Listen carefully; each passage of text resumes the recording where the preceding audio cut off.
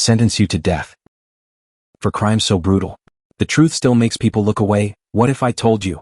Some of the worst killers in history were trusted by everyone around them. Every face you're about to see looked normal. They weren't monsters at first. They became them. Before we dive in, make sure to subscribe so you don't miss our upcoming chilling stories. The cops knew who I was. I left prints everywhere, and they covered it up and let me kill the rest of those guys to turn me into a serial killer. You sabotaged my ass society. A raped woman got executed and was used for books and movies and shit.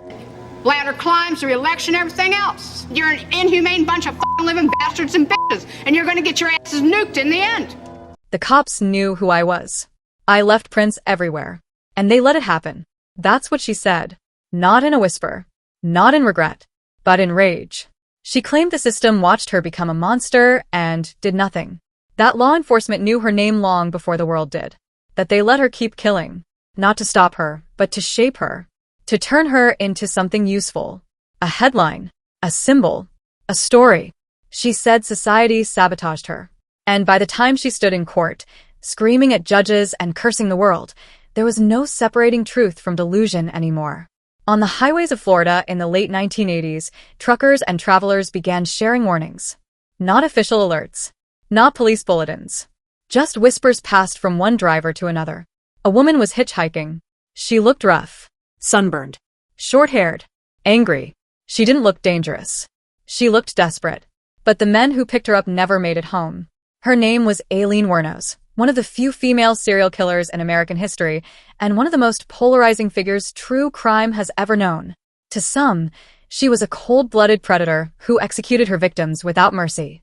To others, she was a battered woman who finally snapped after a lifetime of abuse. The truth lives somewhere in between, and that's what makes her story so disturbing. Aileen Wuornos was born in 1956, and from the very beginning, her life was soaked in neglect, violence, and abandonment. Her father was a convicted sex offender who hanged himself in prison before she was even born. Her mother walked out when Aileen was still a toddler, leaving her behind like an unwanted burden. She was raised by her grandparents in Michigan, a household that offered shelter but no safety. By the age of 11, Aileen was trading sexual favors at school for cigarettes, food, and affection. By 14, she was pregnant after being raped by a friend of her grandfather. The baby was taken from her and put up for adoption. Shortly after, she was thrown out of the house. No goodbye. No plan. No protection. She lived in the woods. In abandoned cars. On the edges of society. That kind of childhood doesn't just damage a person. It rewires them. It teaches you that survival comes before morality. That trust is weakness. That your body is a weapon, a shield, and a bargaining chip all at once. By her 20s, Aileen drifted south to Florida, where the weather was warm and the highways never ended. She survived as a sex worker, standing on road shoulders, rest stops, and gas station exits. Men picked her up looking for quick pleasure, easy control, and anonymity. Most of them saw her as disposable. None of them saw what was coming. Between 1989 and 1990, at least 7 men were murdered across Florida. Their bodies were found in remote areas, forests, fields, back roads, shot multiple times, stripped of valuables, left under the scorching sun. The pattern was undeniable. Each victim had been shot at close range. Each had been robbed. Each vehicle had vanished. When police finally connected the dots, they weren't chasing a gang or an organized crime ring. They were hunting a woman. When Aileen Wuornos was arrested, she didn't deny the killings. She didn't cry. She didn't beg. She explained. Every man, she said, had tried to rape her. Every gunshot was self-defense. In her mind, she wasn't a predator. She was a survivor fighting back against violent men who believed they owned her. But investigators saw something else entirely. They saw execution-style shootings, repeated patterns, calculated thefts. To prosecutors, this wasn't fear. It was efficiency. What made Aileen unforgettable wasn't just the murders. It was what happened after. In court, she didn't perform remorse. She performed rage. She screamed at judges. She cursed juries. She spat venom at the cameras.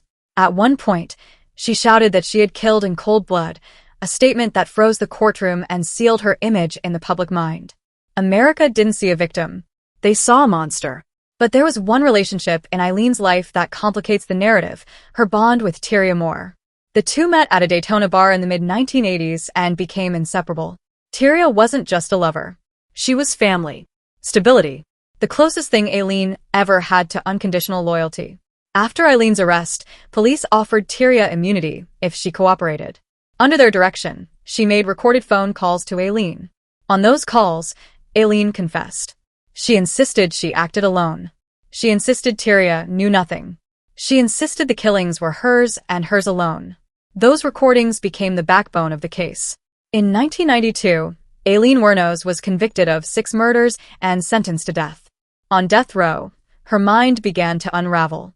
She accused guards of poisoning her food, claimed police had allowed her to keep killing so they could profit from her story. She spoke of sonic weapons and conspiracies. Her paranoia grew louder, more elaborate, more frightening. By the end, it was impossible to tell where trauma ended and delusion began. On October 9, 2002, Aileen Wuornos was executed by lethal injection. Her final words were not remorseful. They were defiant. She told witnesses she would return, that she'd be back like a second coming, with Jesus, in a great mothership. Then the chemicals flowed. And she was gone. But her story didn't die with her. Books, documentaries, movies. Charlize Theron's Oscar-winning portrayal in Monster cemented Aileen Wuornos as a cultural symbol, not just of violence, but of society's failure to protect its most broken. To this day, her case sparks arguments that refuse to die. Was she a ruthless killer who preyed on innocent men? Or a shattered woman forged by abuse, neglect, and betrayal, who finally snapped? The truth is uncomfortable. Aileen Wuornos was not born a killer. But when she pulled the trigger again and again, she crossed a line that trauma alone can't erase. She wanted the world to see her as a victim. History remembers her as something else entirely. The woman who turned Florida's highways into hunting grounds. A life built on survival. Before Aileen Wuornos became a name whispered on highways and printed in headlines, she was something far less visible. She was a drifter. Someone people stepped around. Someone drivers avoided eye contact with at traffic lights. Someone society trained itself not to see. By her late teens, Aileen had already learned a brutal truth, that survival didn't come from rules or fairness, but from adaptation. She learned how to read people quickly, how to sense danger before it announced itself, how to turn vulnerability into leverage. Florida became her refuge not because it was kind, but because it was anonymous. Endless roads, endless strangers, endless chances to disappear. She hitchhiked constantly, moving from town to town with no destination. Sometimes she slept in cheap motels. Other times under bridges, in the woods, or in cars that weren't hers. Her possessions fit into a single bag. Everything else was temporary, including people. Sex work wasn't a choice born from ambition. It was a transaction rooted in necessity. Food, shelter, protection, money. Each encounter carried risk, but it also offered control. For a few minutes, she wasn't powerless. But power in that world is fragile.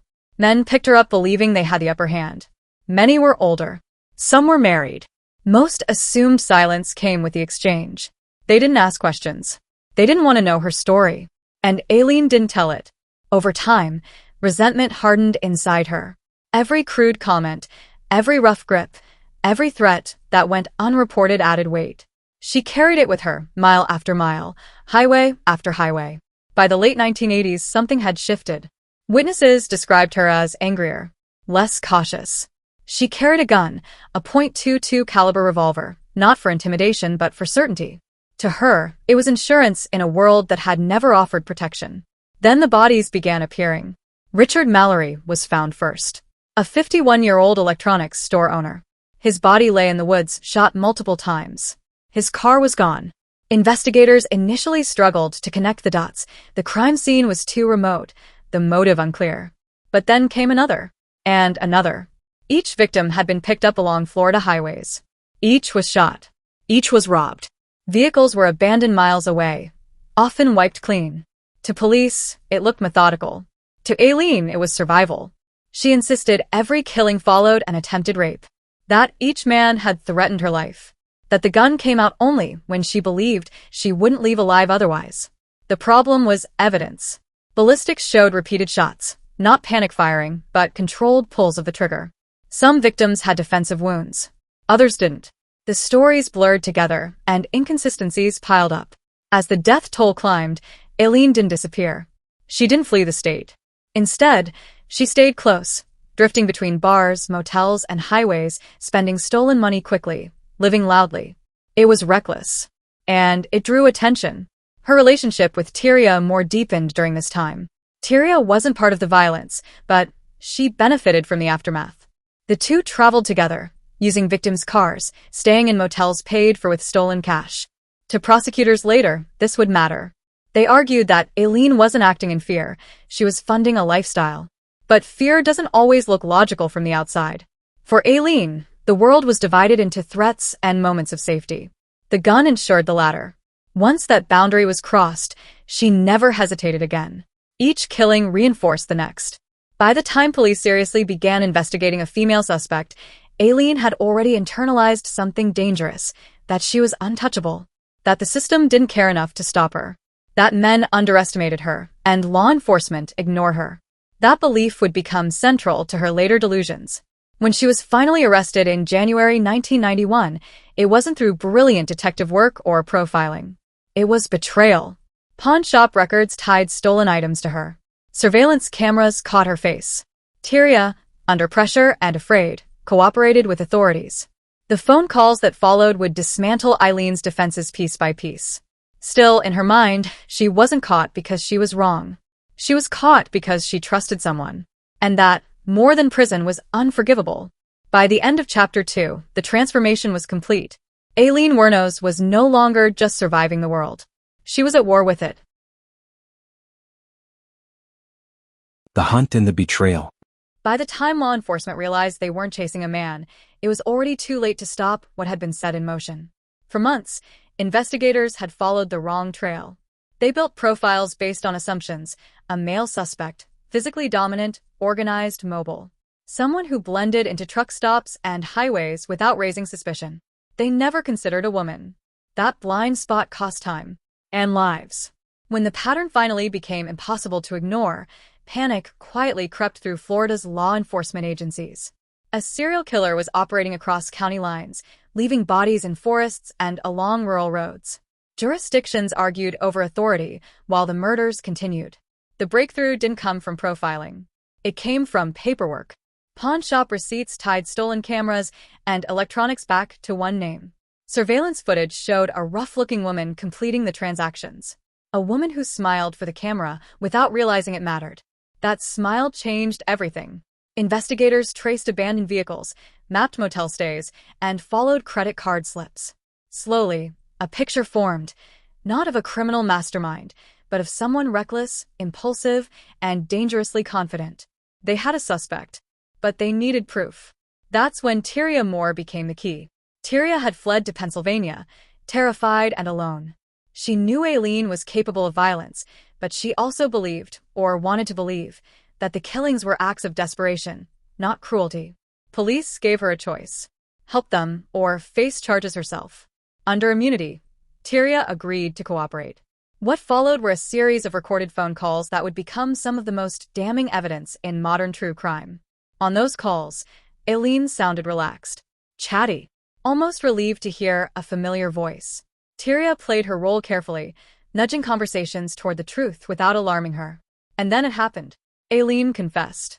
Not once, not vaguely, but clearly. She described the shootings, the fear, the rage, the moments when the gun came out and didn't go back in. She insisted she had acted alone. She protected Tyria at every turn, taking full responsibility. To prosecutors, those recordings were a gift. To Aileen, they were betrayal. When she was arrested at a biker bar in Volusia County, she didn't resist. She didn't run. She looked exhausted, defeated, like someone who had been waiting for the world to catch up. The media exploded. Headlines screamed about a female serial killer, a rarity that fascinated and horrified in equal measure. Cameras followed every movement. Commentators debated whether women were even capable of this level of violence. Aileen became a spectacle. Her trial was divided into multiple cases, one for each murder. From the beginning, the odds were stacked against her. The recordings played over and over. Jurors heard her voice confessing again and again, stripped of context, stripped of trauma. The defense leaned heavily on self-defense. They painted a picture of a woman terrorized by violent men, reacting in moments of panic. Experts testified about battered person syndrome, PTSD, and the psychological impact of long-term abuse.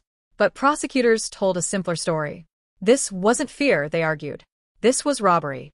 This was murder. They pointed to missing money, stolen vehicles, calm behavior after the killings. They framed Aileen not as a survivor, but as a predator who used victimhood as camouflage. And the jury believed them. One by one, guilty verdicts came down. Death sentences followed. The courtroom reactions were cold, procedural, final. Aileen's reaction was anything but. She erupted. She shouted at judges, threatened jurors, ranted about conspiracies. She accused the system of setting her up, of letting her kill so they could later profit from her story. The more she spoke, the more public sympathy evaporated. To the outside world, she no longer looked like a damaged woman. She looked dangerous. And alone. The betrayal by Tyria cut deepest. In Aileen's mind, love had been the one constant, the one thing she believed in without question. Losing it shattered whatever restraint she had left. From that point forward, she stopped trying to be understood. She wanted to be heard, and she would make sure no one ever forgot her name. Death row and the unraveling. Death row doesn't arrive all at once. It settles in slowly. For Aileen Wuornos, the reality of her sentence didn't fully land when the judge read it aloud, or when the courtroom emptied, or even when the prison doors closed behind her. It arrived later, in the silence, in the routine, in the endless repetition of days that never led anywhere new. She was transferred to Florida's death row, a place designed less for rehabilitation and more for containment. The walls were bare. The lights were unforgiving. Human contact was minimal and controlled. Time stretched. And with nothing left to distract her, Aileen was left alone with her thoughts and the memories she had spent her entire life running from. At first, she talked. To reporters. To documentary filmmakers. To anyone who would listen. She retold her story again and again, each version slightly different from the last. In some, she was a warrior fighting back. In others, a victim pushed beyond endurance. Occasionally, she admitted to killing without remorse, only to retract it days later. Her identity fractured under the weight of attention. Media outlets circled like vultures. The first female serial killer of the modern era was a narrative too powerful to ignore. Interviews were edited for shock value. Soundbites replaced nuance. Her rage became entertainment, and Aileen leaned into it. She yelled. She cursed. She performed defiance. Because rage was the only language the world had ever listened to. But behind the scenes, her mental health deteriorated rapidly. She grew paranoid. She believed prison staff were poisoning her food. She claimed guards were conspiring against her. She spoke of voices, of electronic weapons, of unseen forces manipulating her thoughts. Psychologists disagreed on what they were witnessing. Was this psychosis? Delusion? Or a traumatized mind finally breaking under isolation? Appeals were filed. Competency hearings followed. Defense attorneys argued she was mentally unfit for execution. Prosecutors argued she knew exactly what she was doing. At times, Aileen seemed lucid, sharp, articulate. At other times, she sounded unhinged. That inconsistency doomed her. Public sympathy, already thin, vanished entirely as her outbursts became more extreme. The woman once framed as a survivor was now dismissed as unstable, dangerous, and beyond saving. Eventually, Aileen made a decision that shocked even her own defense team. She fired her lawyers. She waived her appeals. She demanded the execution move forward. To some, it looked like resignation. To others, suicide by state. But to Aileen, it was control. For the first time in her life, she would decide how the story ended. In her final interviews, she no longer asked for understanding. She attacked. She mocked. She warned the world that it would regret what it had done to her. She spoke of returning, of divine judgment, of cosmic forces waiting beyond death. When the execution date was set, the media frenzy returned in full force. Cameras lined the prison gates. Protesters gathered. Some held signs demanding mercy. Others called for justice. Inside, Aileen waited. On October 9, 2002, she was led into the execution chamber. She was strapped down. Witnesses watched through glass. The chemicals were prepared. Her final statement was brief and unsettling. She claimed she would be back, that she was sailing away like a ship, that she would return with Jesus on a mothership. Then the drugs flowed. At 9:47 a.m., Aileen Wuornos was pronounced dead. The room emptied. The lights dimmed. The story should have ended there. But it didn't. Because death doesn't erase questions. Monster or mirror? After Aileen Wuornos was executed, the arguments didn't fade. They multiplied. Her death didn't close the case. It reopened it. Suddenly, everyone had an opinion. Legal experts dissected the trial. Psychologists debated her diagnoses. Feminists argued about gender bias in sentencing. True crime audiences consumed her story again and again, searching for meaning in the wreckage. Was Aileen Wuornos a monster? Or was she a mirror, reflecting everything society prefers not to see? The word monster is convenient. It creates distance. It allows people to believe violence comes from something inhuman, something separate from ordinary life. If Aileen was a monster, then her crimes didn't require deeper examination. They were an anomaly. But if she was human, damaged, brutalized, shaped by neglect, then the questions become harder. Because then the system failed long before the gun ever fired. Supporters pointed to her childhood, the abuse, the abandonment, the rape, the years of homelessness and exploitation. They argued that Aileen never had a chance, that her life was a slow-motion collapse that no one intervened to stop. They asked why survival sex work was criminalized instead of protected, why hitchhiking highways became hunting grounds, why warning signs were ignored. Critics rejected that framing. They focused on the victims, men with families, careers, lives cut short. They argued that trauma explains behavior, but it does not excuse it. That self-defense has limits, and execution-style killings cross them. That turning a murderer into a symbol risks erasing those who died. The debate hardened into camps. There was no middle ground. Media coverage fueled the divide. Documentaries emphasized different truths depending on the angle. Some portrayed Aileen as a feminist anti-hero. Others framed her as a cold-blooded predator who manipulated sympathy. Each version sold. And that may be the most unsettling part of all. Aileen Wuornos became a product. Her rage, her trauma, her death, all packaged, edited, and monetized. The film Monster brought the debate into mainstream culture. Charlize Theron's transformation was praised for its humanity, but critics questioned whether empathy had crossed into justification. Awards were won. Careers were elevated. The real victims remained footnotes. At the same time, Aileen's story forced conversations that couldn't be ignored. About how society treats poor women. About how abuse compounds over time. About how the justice system handles defendants who don't fit neatly into narratives of guilt or innocence. Her case exposed uncomfortable truths. Women can be violent. Victims can become perpetrators. And sometimes, both can exist in the same person. The death penalty debate reignited as well. Was Aileen competent at the time of her execution? Did the state execute someone who was mentally ill? Or was her illness exaggerated to avoid accountability? There were no clear answers, only positions. In the end, what unsettles people most about Aileen Wuornos isn't just what she did. It's what her life reveals. That violence often grows quietly. That systems fail invisibly. That by the time the world pays attention, it's usually too late. She wasn't born a monster. She became one. And society helped shape her. The men who disappeared. In every story about a killer, there is a dangerous gravity that pulls attention away from the dead and toward the one who caused it. Aileen Wuornos became the center of her narrative, loud, defiant, unforgettable. And in the shadow she cast, the men she killed slowly faded into obscurity. But they were not nameless figures on a police chart. They were people. Richard Mallory was one of the first. A successful electronics store owner, recently divorced, trying to rebuild his life. He had friends. He had plans. On the day he died, he was not hunting danger. He was driving down a Florida road, unaware that it would be his last. David Spears was next, a construction worker and father. He was known as reliable, hardworking, ordinary. The kind of man whose absence is felt quietly but permanently by the people who depend on him. Charles Dick Humphreys was a former police chief and state investigator. Ironically, a man who once enforced the law would later be killed by someone who believed the law had abandoned her. Troy Barres was a sausage salesman, recently married, full of optimism about the future. He vanished without warning, leaving behind unanswered questions and a wife who would never receive closure. Peter Seams was different. He disappeared entirely. His body was never found.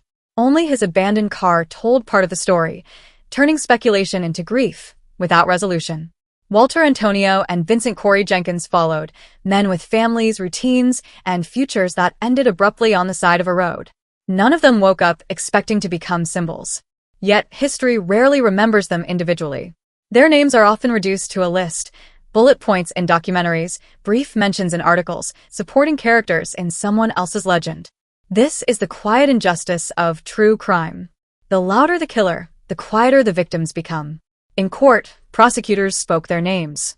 Families sat through testimony, listening to the worst moments of their loved ones' lives reconstructed by strangers.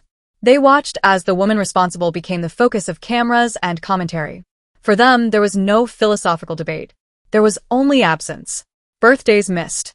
Chairs left empty. Lives divided into before and after.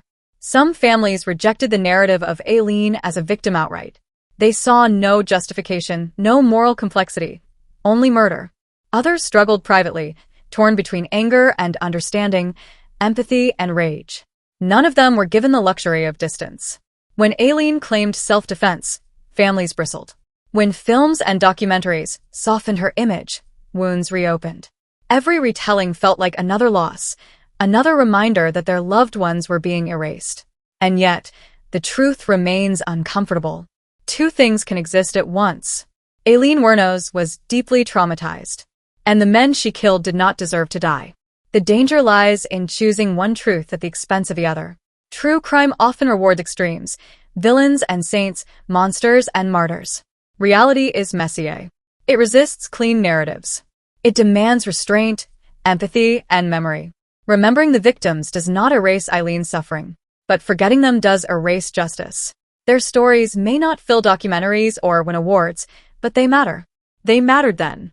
They matter now. Because behind every headline is a family still living with what the highway took from them. Could this have been stopped? The most haunting question in the Aileen Wuornos case isn't who she killed, or even why. It's whether anyone could have stopped it. Long before the first body was found on a Florida roadside, the warning signs were everywhere. They just weren't connected. Or worse, they were ignored. Aileen's childhood alone reads like a checklist of systemic failure. Abandonment, sexual abuse, early pregnancy, through violence, homelessness as a teenager. Each event should have triggered intervention, counseling, protection, something. Instead, silence followed. As an adult, her life moved through institutions designed to punish, not prevent. Arrests for minor offenses, short jail stays, fines she couldn't pay.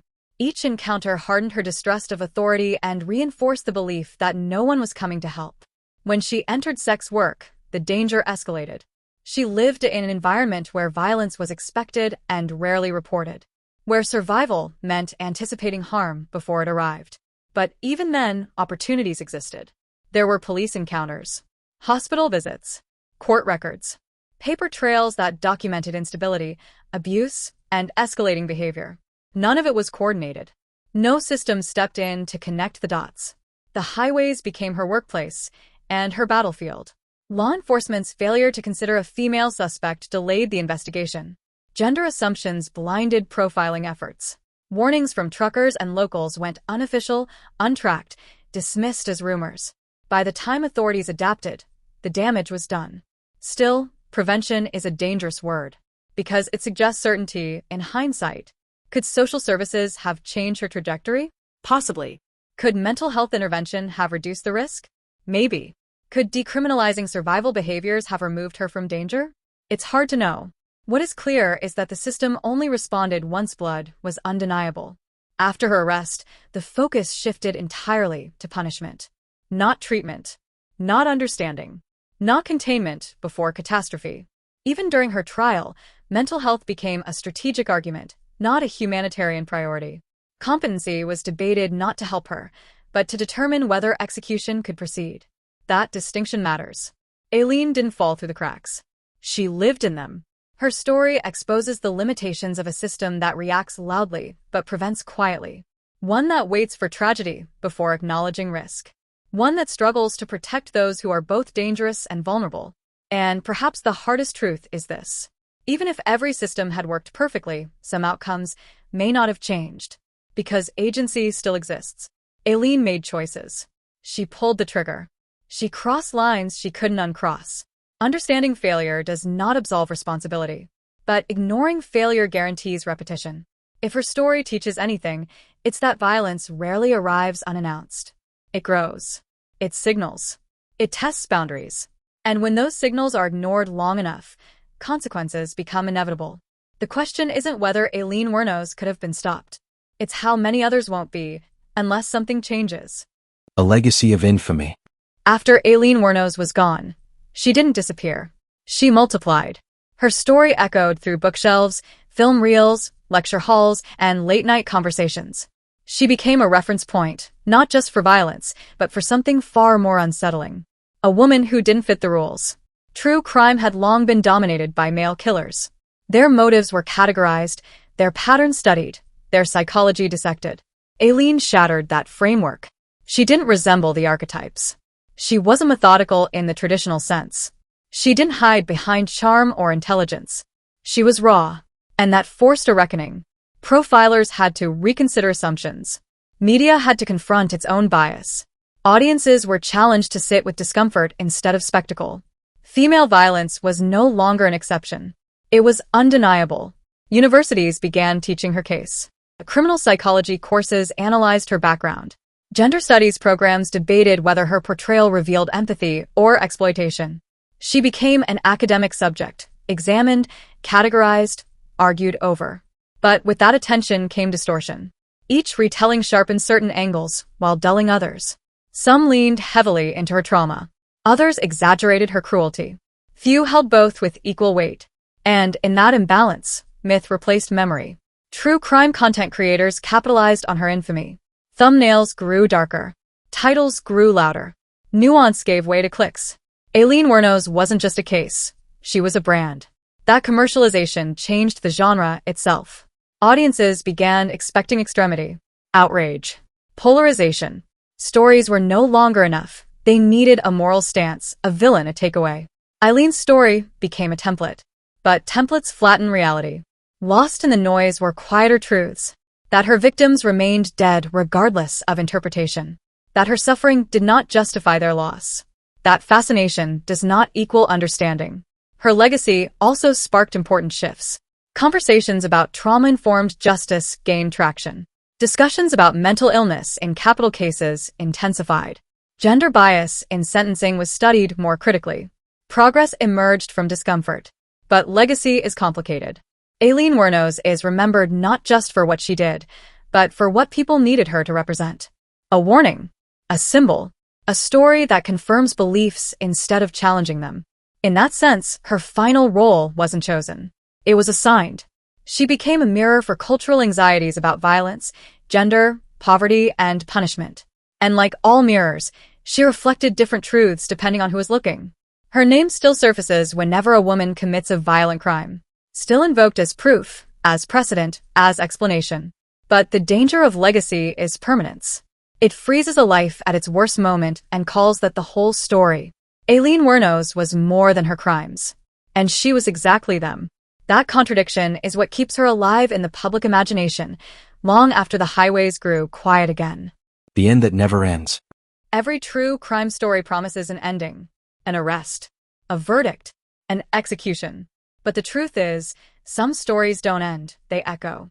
Aileen Wuornos' life concluded in a sterile room behind prison walls, but the questions she left behind refused to settle. Her story lingers not because it is unique, but because it is uncomfortable. It forces us to sit with contradictions that don't resolve neatly. She was a victim. She was a killer. She was both, and neither label alone is sufficient. We want closure because it makes violence manageable. It lets us draw a line between good and evil, right and wrong. But Aileen's story resists that simplicity. It demands that we hold multiple truths at once, that suffering can coexist with brutality, that empathy does not erase accountability. Her crimes were real. So were her wounds. When society looks back on Aileen Wuornos, it often asks the wrong question. Not who was she, but what was she? Monster or martyr? predator, or product. Those labels are easier than examining the systems that shaped her and the choices she ultimately made. The harder question is this: what do we do with people like her?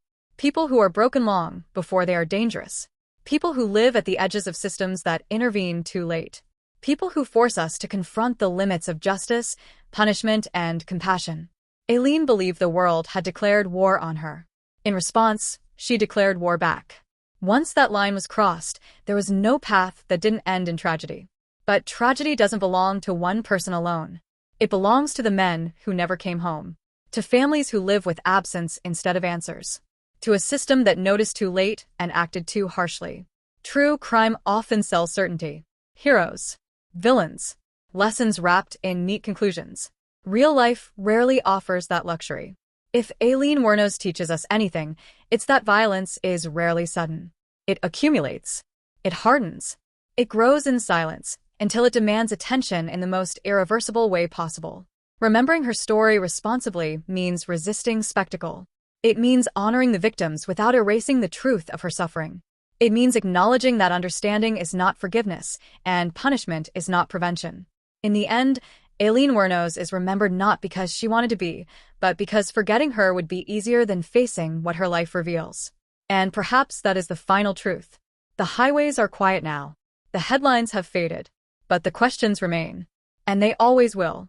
As the road stretches on and the story fades into silence, what remains are the questions no verdict ever answered. Aileen Wuornos was more than a headline, more than a label, more than the moment her life ended.